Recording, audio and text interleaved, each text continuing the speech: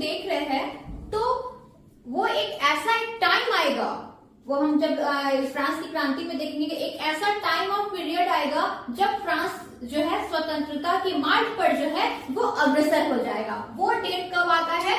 14 जुलाई 1789, ये है ना। इस दिन जो है फ्रांस को स्वतंत्रता मिली और ये फ्रांस की स्वतंत्रता का जन्म दिन माना जाता है 14 जुलाई 1789 को। ठीक है, तो उसके पीछे हम देखेंगे कि आखिर 14 जुलाई 1789 आखिर कैसे पहुंचता है।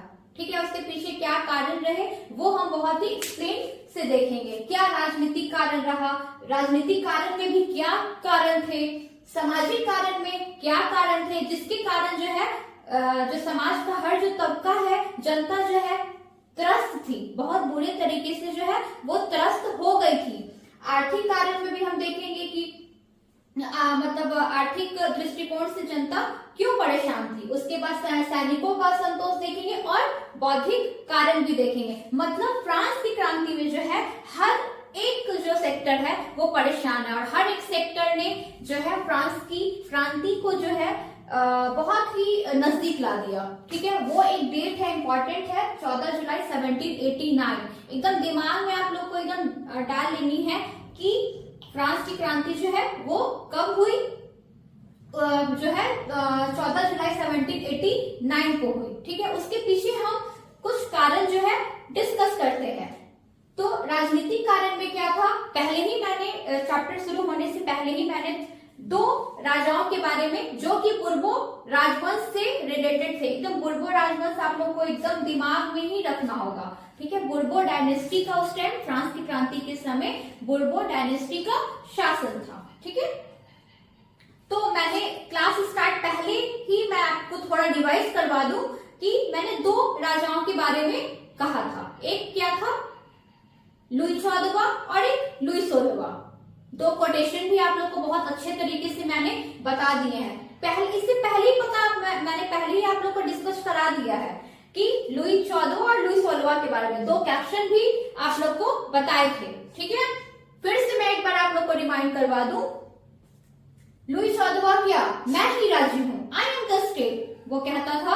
और लुई 16 क्या कहता था, मेरी इच्छा ही सर्वोपरि है। ये दो कैप्शन से आप लोग क्या दिमाग लगाते हो कि निरंकुश राजतंत्र है। ठीक है, वहां पे जो भी राजतंत्रात्मक व्यवस्था है वो निरंकुश है, जो वो कानून बना देंगे वही होगा, ऐसा कैसे हो सकता है। और निरंकुश राज मतलब कहने के ही ये लोग राजा थे, काम कुछ नहीं होता था। इन लोगों ने काम क्या करना है, निरंकुश राजतंत्र के अंतर्गत रह के ये लोग जनता का बस शोषण करते थे। राजा किस लिए होता है, देखभाल करने के लिए होता है, लेकिन नहीं। खैर, अगर हम बात करें लुई 14वां की, जब फ्रांस की क्रांति होने से पहले, तो लुई जो 14वां था ना, वो कुछ हद तक जो है वो पावरफुल था, उसमें योग्यता थी कि वो क्रांति को क्या करे, दबा सके। लेकिन उसके बाद जब लुई 16वां आता है तो वो क्या होता है, जब लुई 16वां आता है तो उसमें उस तरह की कैपेबिलिटीज नहीं रहती है, उसमें वो योग्यता नहीं रहता है कि वो कुछ क्रांति को और जो भी मांग है उसको दबा सके। तो इसी तरह आप लोग को क्या है, यहाँ पे लुई 16वां जो है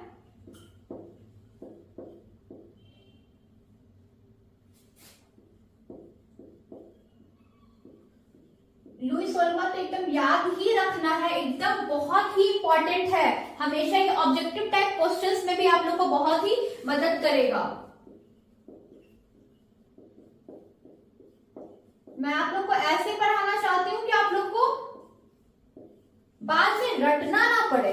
अभी ही क्लास के ही समय आप लोग बहुत अच्छे तरीके से जो है चीजों को समझते जाओ, अंडरस्टैंड करते जाओ और आप लोग का लर्निंग भी होते रहे और रिमेम्बर भी होता रहे। तो मैं फिर से एक बार आप लोग को बता दूं कि जो फ्रांस की क्रांति जो हुई उस टाइम क्या था, लुई 16वां शासन कर रहा था, जो कि बुर्बो राजवंश से रिलेटेड था, बुर्बो राजवंश से क्या था, संबंधित था। और इसकी जो शासन व्यवस्था थी बहुत ही दोषपूर्ण थी और निरंकुश राजतंत्रात्मक शासन व्यवस्था था। मतलब लोगों पर तरह तरह अत्याचार करता था।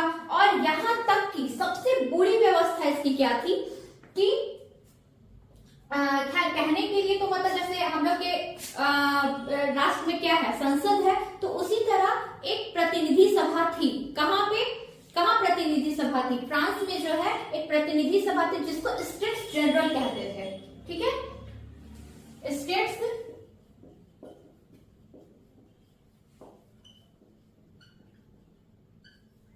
जनरल कहते थे, जो कि फ्रांस की क्या थी, प्रतिनिधि सभा थी। तो अगर फ्रांस की प्रतिनिधि सभा थी तो इसकी बैठक तो बुलानी चाहिए थी ना।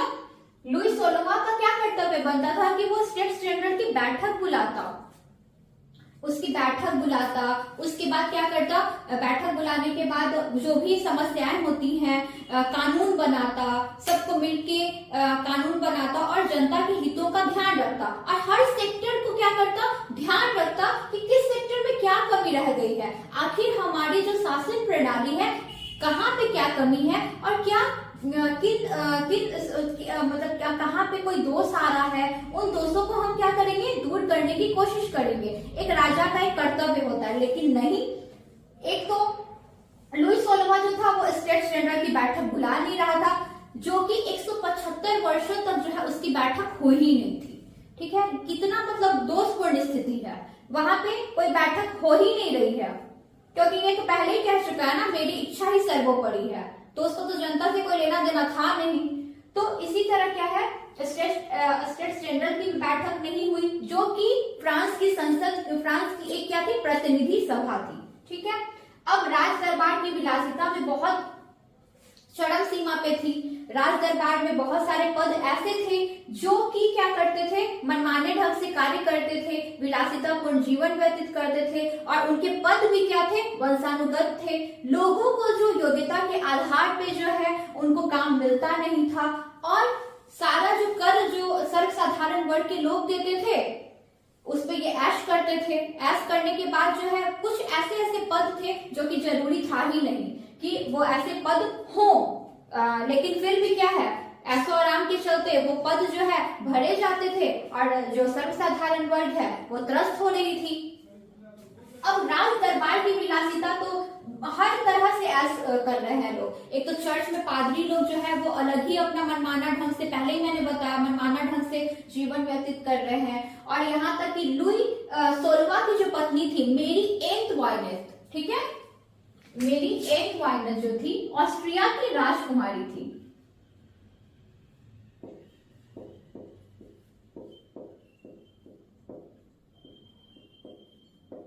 मेरी एंटवाइनेट जो क्या थी, ऑस्ट्रिया की राजकुमारी थी, जिसको क्या कहते हैं, मैडम डिफिसिट के नाम से भी जाना जाता है। इसका भी बहुत अच्छी एक औरत नहीं थी। ठीक है, अगर लुई 16वां अच्छा एक मतलब राजा नहीं था, तो मेरी एंटवाइनेट जो थी वो, उसकी वाइफ जो थी वो भी एक अच्छी औरत नहीं थी।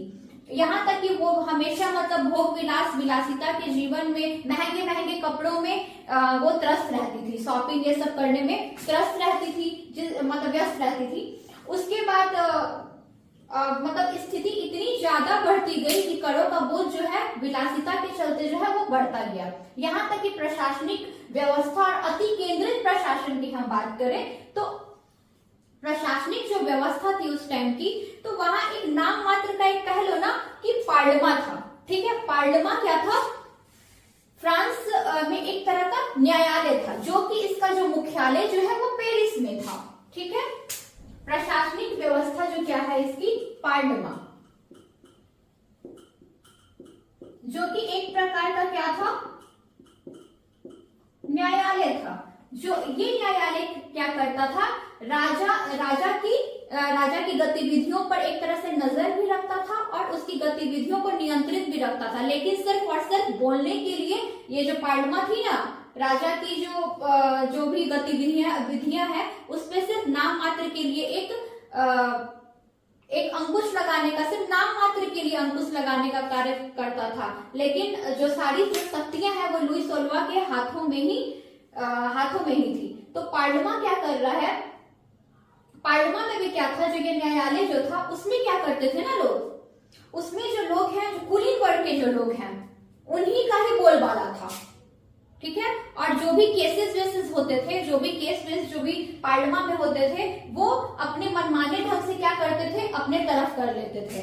तो इस तरह से क्या था, जो आम जनता है, आम जनता को तो न्याय मिल ही नहीं पाता था और न्याय पाना बहुत ही कठिन हो गया था, न्याय पाना बहुत ही मुश्किल था। जो धनवान लोग थे, जिनके पास पावर होती थी, उनको क्या होता था, उनको हर तरह से क्या होता था, उनको न्याय भी मिल जाता था और न्याय पाना बहुत ही टेढ़ी खीर हो चुकी थी।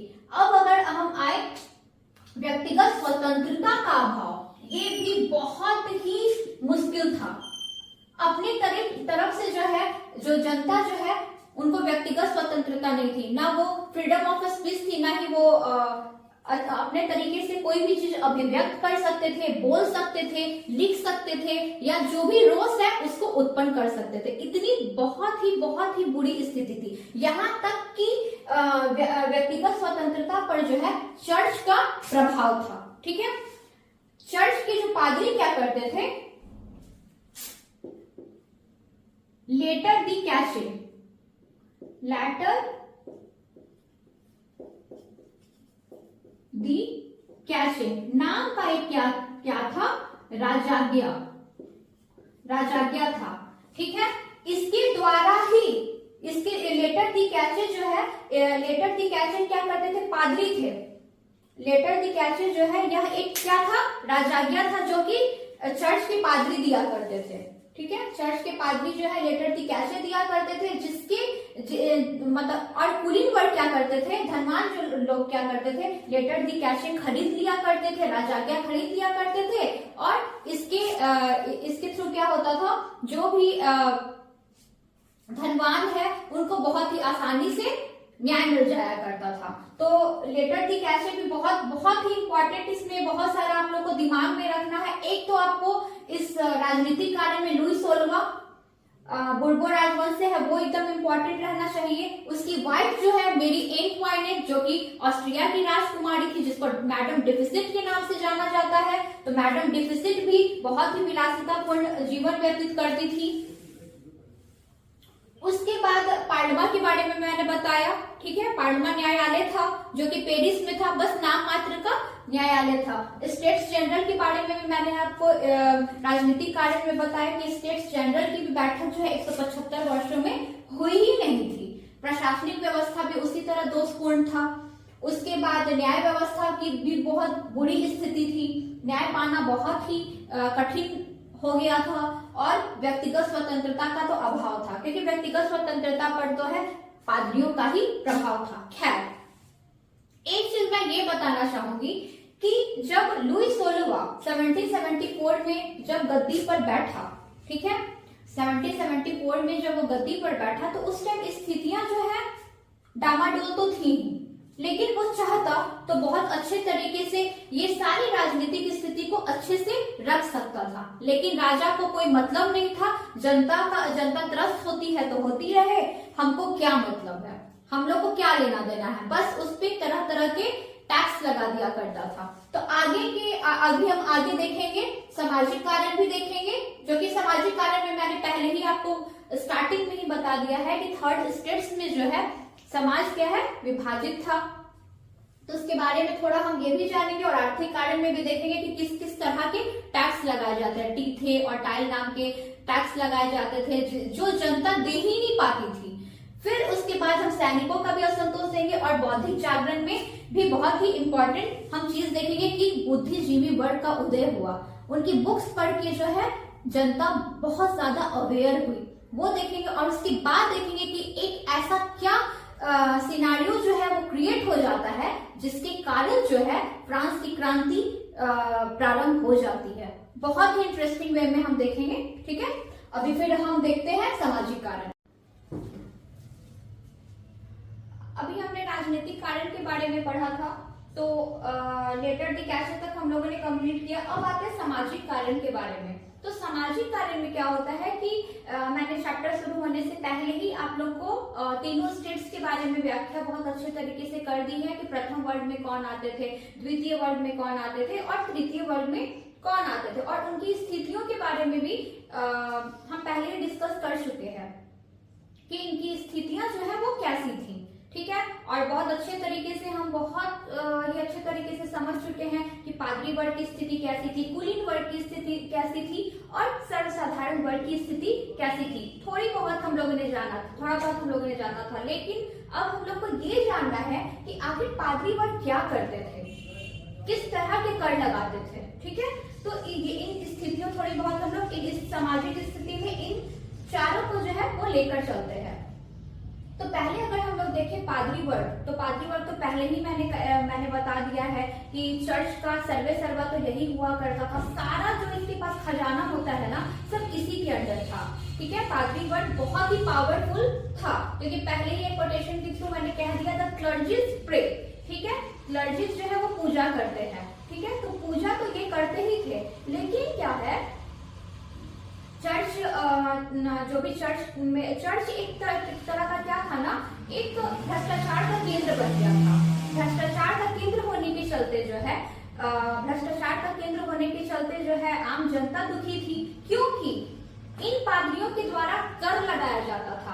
पहले तो इन पादरियों के द्वारा लेटर दी कैजे राजारिया तो जारी किया जाता था, जिसपे कुलीनों का अधिकार था। लेकिन अब क्या हो रहा है, पादरी वर्ग जो क्या कर रहे हैं, टीखे नाम का एक कर लगा दे रहे हैं। ठीक है, टीखे नाम का एक कर लगा देते हैं, किस पे, किसानों पर जो है टीखे द्वारा एक कर लगा दिया जाता है। तो याद रखना है, और ये टीखे क्या था, एक तरह का धार्मिक कर था, धार्मिक कर था जो किसानों से इसकी उगाही की जाती थी।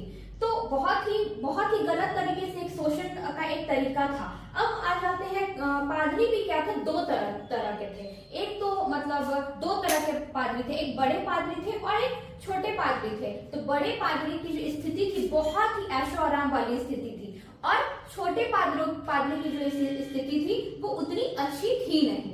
तो इस तरह से जो है ये आखिर पादरी का काम क्या होता है, जो समाज को जो है धार्मिक दृष्टिकोण से क्या करना, एक समाज को जो है एक धार्मिक दृष्टिकोण से क्या करना होता है, उनको धार्मिक दृष्टिकोण और अच्छे नैतिकता के रास्ते पे लेके आना होता है। लेकिन नहीं, यहाँ तो कुछ और ही चल रहा था, पादरी ऑलरेडी भ्रष्ट थे। अब हम देखते हैं कुलीन वर्ग के बारे में, तो हम लोग पहले ही पढ़ चुके हैं, कुलीन वर्ग भी उसी तरह का था। ठीक है, कुलीन वर्ग की भी स्थिति बहुत ही अच्छी थी, अच्छे पदों पर इन्हीं लोग का शासन हुआ करता था। तो ये सारी स्थितियां जो है वो हम देखते आ रहे हैं। और कुलीन वर्ग के लिए जो है एक बहुत ही सम्मानजनक शब्दों का प्रयोग होता था, माई लॉर्ड योर ग्रेस जैसे शब्दों का प्रयोग होता था। अब क्या है, कुलीनी वर्ग क्यों ही मतलब ये करेंगे,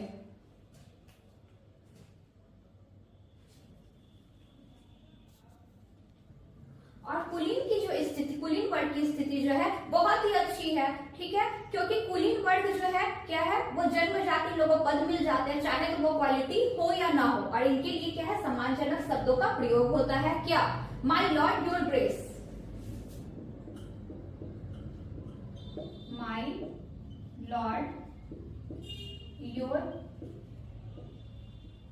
ग्रेस जैसे सम्मानजनक शब्दों का प्रयोग हो रहा है। अगर इनमें क्वालिटी नहीं है, और मध्यम वर्ग के लोगों में, सर्वसाधारण वर्ग में क्वालिटी होने के बावजूद जो है वो कुलीन वर्ग तक नहीं पहुंच पाते थे। क्यों कुलीन वर्ग तक नहीं पहुंच पाने का कारण क्या है, सत्ता पे सब हर वर्ग ये लोग कब्जा किए हुए हैं। आखिर क्या है, क्वालिटी तो दिख ही नहीं रही है, तो आखिर जनता कब तक सहेगी, जनता को तो एक दिन आवाज उठाना ही उठाना है हर एक अत्याचार के खिलाफ। तो अब हम देख रहे हैं टीके लगा दिया जा रहा है। अब है सर्वसाधारण की स्थिति तो वैसे ही डामाडोल है, उनकी स्थिति बहुत ही खराब है, इन पे तरह तरह के अत्याचार कर दिए जा रहे हैं, टीके लगाया जा रहा है। अब ये सब देखते देखते क्या है, मध्यम वर्ग उदय होता है। सामाजिक कारण में तो मध्यम वर्ग की स्थिति जो है बिल्कुल ही खराब है, सिर्फ कर ही देने के लिए पैदा हुए हैं ये लोग। उसमें किसान लोग भी हैं। ठीक है, तो किसान जो है किसानों पर जो है सामंतों का बहुत ही बोलबाला रहता है, सारा जमीन है उनका जो धन है, धन संपदा है, सब पर इन्हीं का मतलब अधिकार रहता है। तो ये सारी स्थितियां जो देखते ही हम लोग आ रहे हैं, यहाँ तक कि सर्वसाधारण वर्ग पे जो है टाइल नाम का एक कर लगा दिया जाता है। टाइल जो कि एक अप्रत्यक्ष कर था, जो कि एक अप्रत्यक्ष कर था। और ये क्या है, ये जो कर है क्या है, तंबाकू पे और नमक पे लगा दिया जाता था। यहाँ तक कि सर्वसाधारण वर्ग को शोषित करने के लिए जो भी शादी होती थी, जन्म का जो भी उत्सव होता था, उसमें इन लोगों को जो है, इन लोगों को फिर भी कर देना होता था। आखिर कर यही लोग क्यों दे रहे हैं, इतना अत्याचार कैसे? ठीक है, यहाँ तक कि अब आर्थिक कारण में हम देखें तो और अर्थ जो भी अव्यवस्थित अर्थव्यवस्था थी, तो जब लुई 16वां जो था तो उसका एक क्या कर्तव्य बनता था, उसका कर्तव्य तो यही बनता है ना कि जितने भी जिले हैं उनमें जो है क्या हो, कर लेने का जो एक प्रारूप होता है वो अलग अलग हो, किस रेशियो से किसको कितना कर देना है उसका तो उसे रूल और कानून बनाना चाहिए था ना, लेकिन नहीं, उसने तो कुछ बनाया ही नहीं। तो अव्यवस्थित अर्थव्यवस्था थी, कभी किसी जिले में बहुत अच्छी अर्थव्यवस्था मतलब कम है, कहीं ज्यादा है, मतलब एक रूपता थी ही नहीं। कर लेने का की भी जो एक रूपता होनी चाहिए वो भी सही नहीं थी। यहाँ तक कि दोषपूर्ण कर व्यवस्था थी। दोषपूर्ण कर व्यवस्था कैसे थी कि कर लेने की जो व्यवस्था होती है ना, बहुत ही भयंकर थी, बहुत ही डरावनी थी। कर उगाही के लिए ये लोग क्या करते थे, टैक्स फॉर्मर, ठीक है,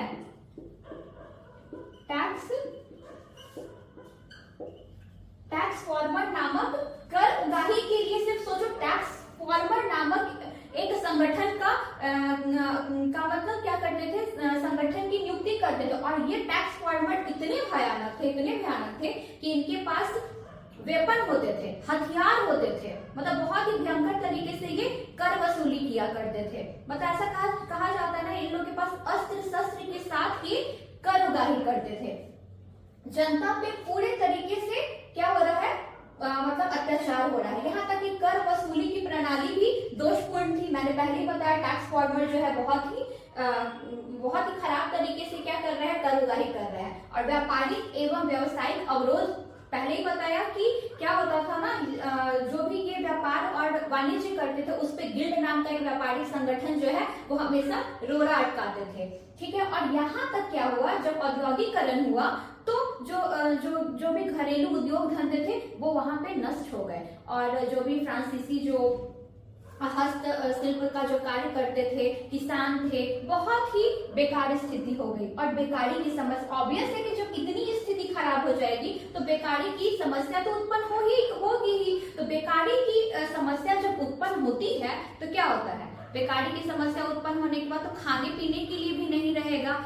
जब खाने पीने के लिए भी लाले पड़ जाएंगे तो जनता आखिर कहाँ से कर देगी, कर देना भी बहुत ही मुश्किल हो जाएगा। तो आखिर जनता क्या करेगी, जनता हर तबके से ही परेशान है, हर दृष्टिकोण से जनता को शोषित किया जा रहा है, धार्मिक दृष्टिकोण से भी शोषित किया जा रहा है, तो मतलब सामाजिक दृष्टिकोण से, आर्थिक दृष्टिकोण से जो है बहुत हद तक शोषित किया जा रहा है। घरेलू उद्योग धंधे नष्ट हो जा रहे हैं। कोई एक अच्छा सा एक रणनीति नहीं बनाई जा रही है जिससे फ्रांस की जो अर्थव्यवस्था है वो बहुत अच्छे तरीके से आगे बढ़ सके।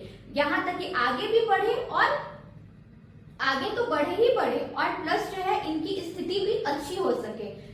किसी को कोई लेना देना है नहीं, लुई 16वां को कोई लेना देना है नहीं। फिर उसके बाद पादरी अलग ही मस्त है, कुलीन वर्ग अलग मस्त है, तो इसमें पिसा कौन रहा है, सर्वसाधारण वर्ग और मध्यम वर्ग पिसा रहे हैं। तो आखिर उनकी आंखें कब खुलती हैं, ये सब जो चीजें हो रही हैं। तो कहने का मतलब क्या है ना, उनको जागृत करने के लिए भी कोई तो आएगा।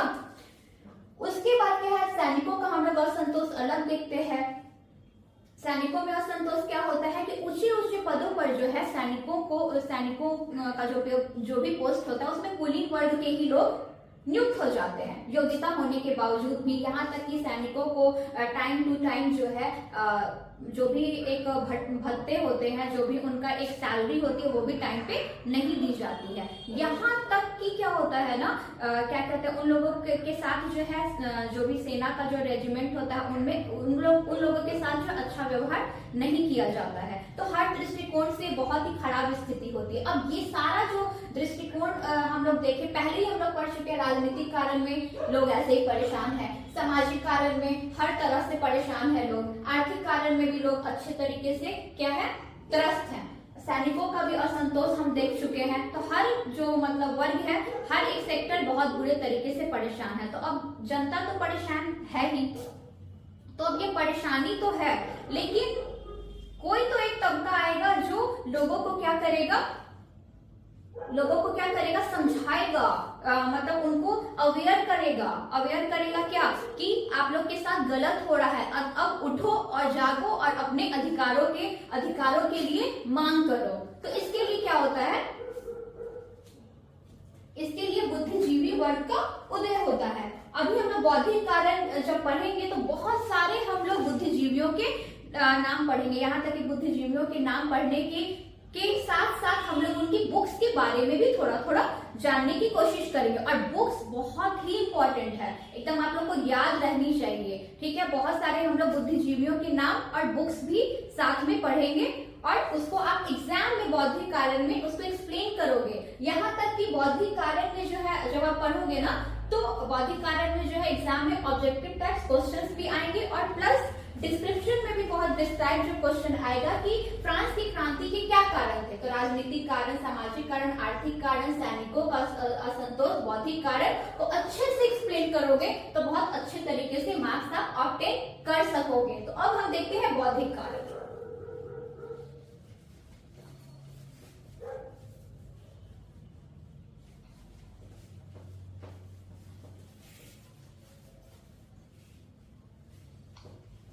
और मुझे लगता है, मुझे आशा है कि चैप्टर्स के साथ साथ आप लोगों को हर एक जो एक वर्ड होता है बहुत अच्छे तरीके से समझ में आ रहे होंगे, ठीक है।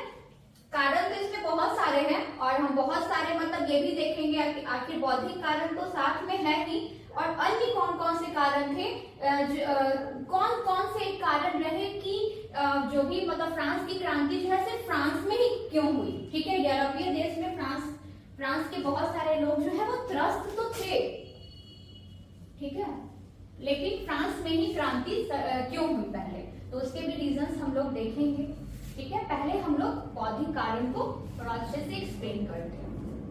बौद्धिक कारण जो है वो बहुत ही इंपॉर्टेंट है और बौद्धिक कारण में जितने भी बुद्धिजीवी हैं उन लोगों को एकदम आप लोग को नोट डाउन करके रखना है, हमेशा कॉम्पिटिटिव एग्जाम में भी काम आता है और आप अपने बोर्ड्स के एग्जाम हो और जो भी एग्जाम्स होगा उसमें आप अच्छे से नोट डाउन करके लिखोगे तो अच्छे मार्क्स आएंगे। एक लिखने की का कला होता है, ऐसा नहीं है कि कुछ भी हम नोट डाउन करें और मतलब कारण बस लिख दें और उसके अंदर का जो कंटेंट है वो अच्छे तरीके से नहीं लिखेंगे ना तो मार्क्स कभी अच्छे नहीं आएंगे। कभी भी लॉन्ग आंसर टाइप क्वेश्चन आता है तो एकदम बहुत ही सलीके से और अंडरलाइन कर देना चाहिए, तो एग्जामिनर जो होता है उसका ध्यान जाता है, मतलब आसानी भी उसको होती है पढ़ने में और आखिर बच्चे ने लिखा क्या है। तो इसीलिए आप लोग को अभी से लिखने की कला बहुत अच्छे तरीके से आनी चाहिए और अभी से आप लोग लिखने का प्रयास करते रहो ताकि हैबिट आप लोग की इनहांस हो सके। तो बौद्धिक कारण में क्या होता है, पहले एक बुद्धिजीवी है मॉन्टेस्क्यू।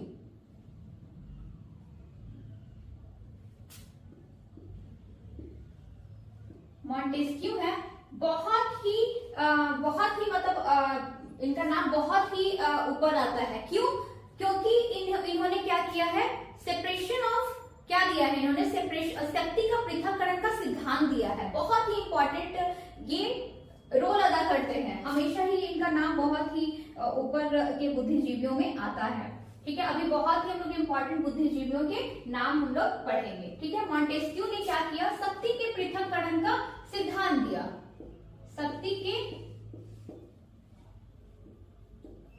पृथक्करण का इन्होंने सिद्धांत मतलब सेपरेशन ऑफ पावर दिया, सेपरेशन ऑफ पावर का सिद्धांत इन्होंने दिया। क्यों दिया, आखिर इनका कहना था ना कि मॉन्टेस्क्यू के अनुसार जो है इनका कहना था शक्ति के पृथक्करण का सिद्धांत का मतलब ही ये था कि जो भी सत्ता है वो एक हाथों में केंद्रित नहीं होनी चाहिए। क्यों? क्योंकि एक हाथों में अगर केंद्रित सत्ता हो जाएगी तो इससे क्या होगा, शासन स्वेच्छाचारी हो जाएगा और वो मनमाने ढंग से कार्य करेगा। तो क्या करते हैं, हम अपने जो भी शक्ति है और काम का जो बंटवारा है वो हम लोग अलग अलग शक्तियों को दे देते हैं। तो इसी कारण क्या हुआ, शक्ति के पृथक्करण का जब सिद्धांत हुआ तो जो आज हम लोग देखते हैं ना, कार्यपालिका, विधायिका और न्यायपालिका देखते हैं ना, हम लोग अपने कंट्री में भी देखते हैं, आप लोग पॉलिटिकल साइंस में भी पढ़ते होंगे कि कार्यपालिका का क्या कार्य होता है, विधायिका का क्या कार्य होता है और न्यायपालिका का क्या कार्य होता है। तो आखिर अगर सोच लो कि अगर ये इस तरह की व्यवस्था नहीं होती हम लोग के कंट्री में, तो क्या शासन सुचारू रूप से चल सकता था? बहुत ही पेचीदा सा शासन हो जाता और शासन को चलाना भी बहुत ही एक टेढ़ी खीर हो जाती, बहुत ही कठिन कार्य हो जाता। तो इसके लिए क्या हुआ, मतलब मॉन्टेस्क्यू को तो आप एकदम याद रख लो कि इन्होंने ही शक्ति के पृथक्करण का सिद्धांत दिया, जिसके चलते क्या हुआ, मतलब जो शासन है एक हाथों में नहीं रख के जो है, एक हाथों में जो है नहीं रह के क्या हुआ, पृथक्करण हो गया। तो इसके चलते क्या हुआ, कार्यपालिका, विधायिका और व्यवस्थापिका का हम लोग एक रूप अपने कंट्री में भी देखते हैं। एक एग्जाम्पल इन्होंने सेट किया ताकि जो शासन है वो स्वेच्छाचारी नहीं हो सके। शक्ति के पृथक्करण का सिद्धांत तो इन्होंने दिया ही, और साथ में क्या हुआ, मॉन्टेस्क्यू ने जो है बहुत ही अच्छी बुक्स भी लिखी है, हमेशा एकदम याद रखना है आप लोग को। इन्होंने कौन सी बुक लिखी है, मॉन्टेस्क्यू ने एक लिखी the spirit of laws, the spirit of laws मतलब विधि की आत्मा।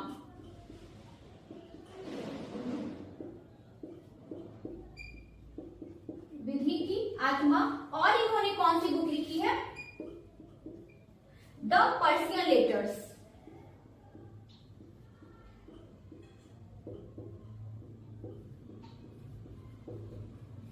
यहां तक कि ये क्या कहते थे ना, मॉन्टेस्क्यू क्या कहते थे कि चर्च पे जो है इनका शासन नहीं होना चाहिए, पादरियों का शासन नहीं होना चाहिए। जो भी शासन हो वो मतलब बहुत ही सुचारू रूप से हो और हम लोग कामों का बंटवारा कर देते हैं, तो इससे क्या होगा, शासन बहुत ही अच्छे तरीके से चल सकेगा। और एक सेकेंड, एक बुद्धिजीवी का नाम आता है वोल्टेयर। वोल्टेयर आता है, और उसके बाद वोल्टेयर ने क्या लिखा, वोल्टेयर भी क्या था, वोल्टेयर का कहना था 100 चूहों की अपेक्षा एक सिंह शासन करे ना तो वो ज्यादा उत्तम है। ठीक है, 100 चूहे जो है मिलकर शासन करेंगे तो क्या अच्छा है, एक सिंह शासन करे तो ज्यादा अच्छा है। यहाँ तक कि वोल्टेयर ने क्या कहता, भ्रष्ट गिरजे का नाश हो, क्योंकि उस टाइम जो था ना, चर्च जो था धार्मिकता तो कम और भ्रष्टाचार जो है वो ज्यादा फैला रहा था। तो वोल्टेयर ने भी जो है, वोल्टेयर की भी 2 बुक्स है, लॉ हैंड्रियड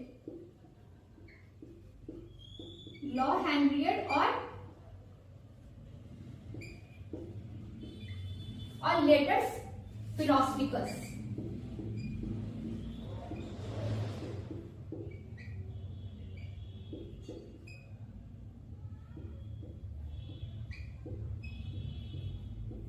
ठीक है, लॉ फिलोसफिकल्स इन्होंने 2 बुक्स लिखी। ये भी एकदम चर्च के घोर विरोधी थे। ठीक है, शासन जो है ये चाहते थे कि जनता चलाए और जनता के हित में ही कोई भी शासन हो। और सबसे इंपॉर्टेंट आ जाते हैं रूसो।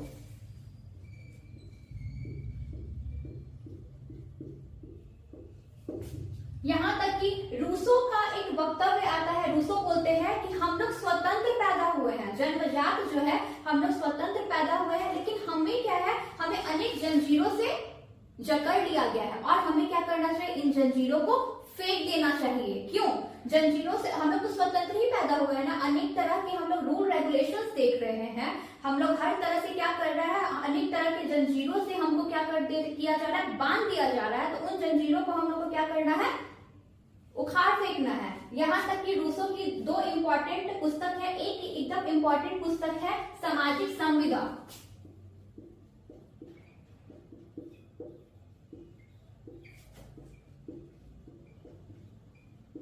सामाजिक संविदा जिसको बोलते हैं the social contract,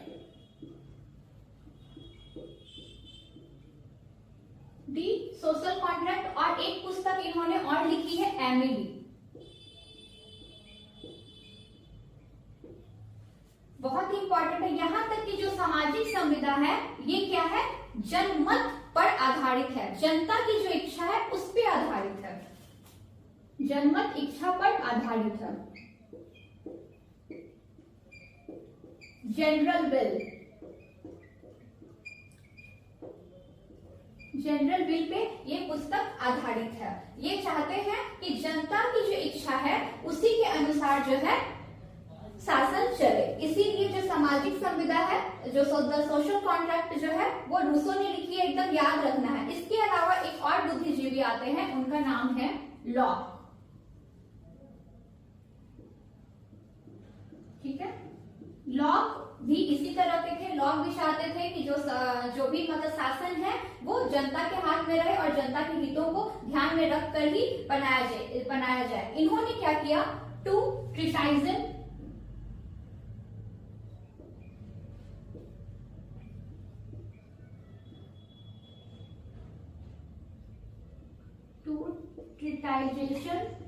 of government.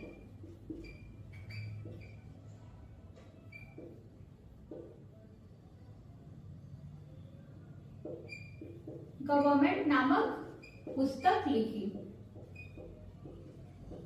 ठीक है, टू ट्रिटाइजन ऑफ गवर्नमेंट नामक पुस्तक लिखी। इसके अलावा जो है दिदरों, इन्होंने विश्वकोश नामक पुस्तक लिखी है।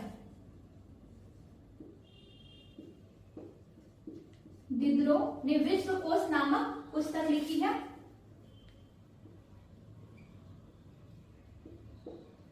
इनसाइक्लोपीडिया,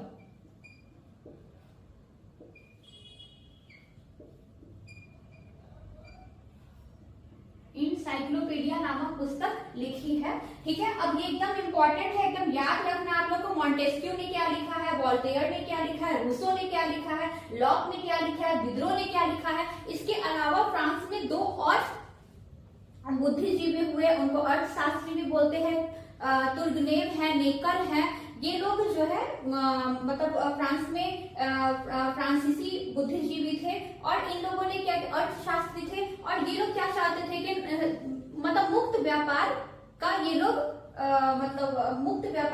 लोग बढ़ावा दिए कि फ्रांस में जो है मुक्त व्यापार, लेसर फेयर होना चाहिए। किसी तरह का कोई जो है कर ना लगाओ, कोई प्रतिबंध नहीं लगाओ और मुक्त तरीके से व्यापार किया जाए। ठीक है, इससे क्या होगा, अगर मुक्त व्यापार होगा तो उससे क्या होगा, फ्रांस की स्थिति अच्छी होगी। फ्रांस में क्या होगा, फ्रांस की स्थिति इनहैंस होगी, फ्रांस की आर्थिक स्थिति जो है अच्छी होगी। अगर हम तरह तरीके के मतलब उस पर टैक्स लगा देंगे, आयात निर्यात पे जो है हर तरह के टैक्स लगा देंगे, उससे तो फ्रांस की स्थिति भी अच्छी नहीं होगी। और क्या होगा, फ्रांस की स्थिति अच्छी नहीं होने के साथ जो है और देश जो है वो एकदम पीछे चला जाएगा।